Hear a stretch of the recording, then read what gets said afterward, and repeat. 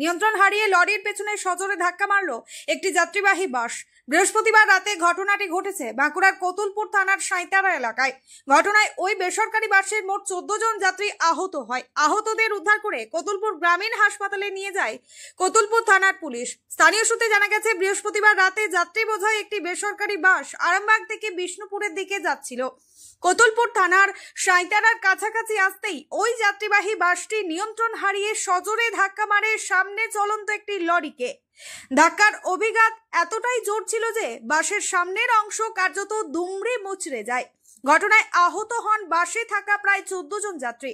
ঘটনার খবর পেয়ে ঘটনাস্থলে হাজির হয় কতুলপুর থানার পুলিশ।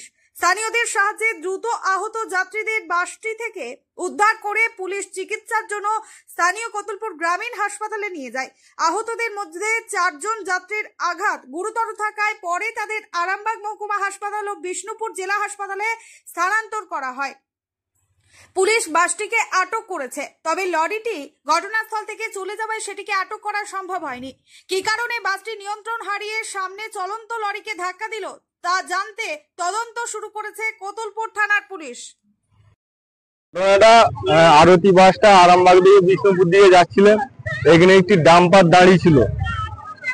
আরতি গাড়িটা এসে সজোরে ডাম্পারটাকে মারার পরে 8 জন আহত হয়। তাদেরকে সব বগুড়াতে পাঠিয়ে দেওয়া হয়েছে।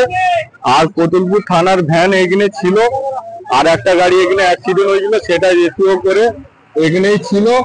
তো কতুলপুর থানার ভ্যান খুব পরিষেবা দিয়েছে আজকে।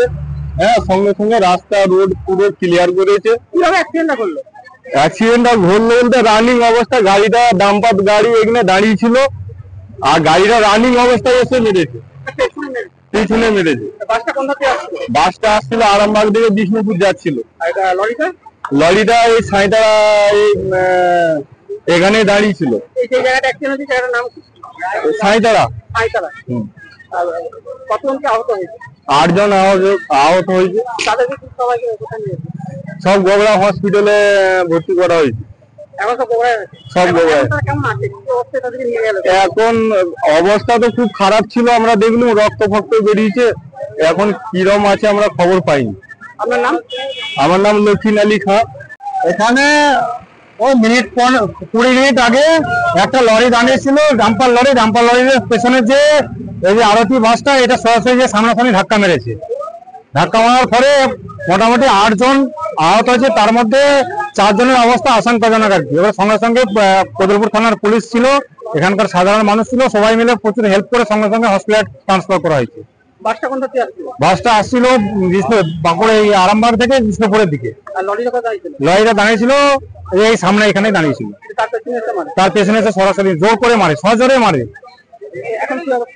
এখন অবস্থা পুলিশ এসে রেস্কিউ করছে, বাসটাকে সাইড করাচ্ছে, রাস্তা ক্লিয়ার করছে। আর পেশেন্ট গুলোকে সঙ্গে সঙ্গে পুলিশ এখানেই ছিল। তার আগে আরেকটা অ্যাক্সিডেন্ট হয়েছিল, একটা বাস কালভার্টে ধাক্কা মেরে নেমে গেছিল, ওটাকে রেস্কিউ করা হয়েছিল। তার ফলে লরিটি জাম হয়ে গেছিল, সব লরি চলে গেলে ওই ডাম্পারটাই ছিল, ওই ডাম্পারটাই এসে এই আরতি বাসটা সজোরে ধাক্কা মারে।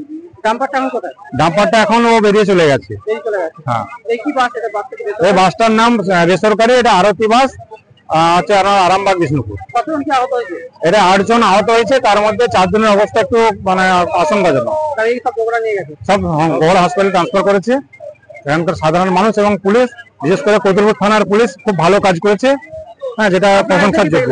আমরা এসে দেখলাম, আমরা এখানেই ছিলাম, ওই আগে যে গাড়িটা রেস্কিউ করা হয়েছে সেটাকে রেস্কিউ করেছিলাম আর কি, পেছনে এসে মেরেছে। আমরা এসে দেখলাম থানার যারা আধিকারিক ছিলেন, তারা পুলিশ অফিসার, ওনারা খুব ভালোভাবে সহযোগিতা করেছে এবং রেস্কিউ করে খুব তাড়াতাড়ি হসপিটাল ওনাদের গাড়িতেই পাঠিয়েছে। আপনার নাম? আমার নাম সালাম আলী খান। হ্যাঁ, আমার এখানেই বাড়ি।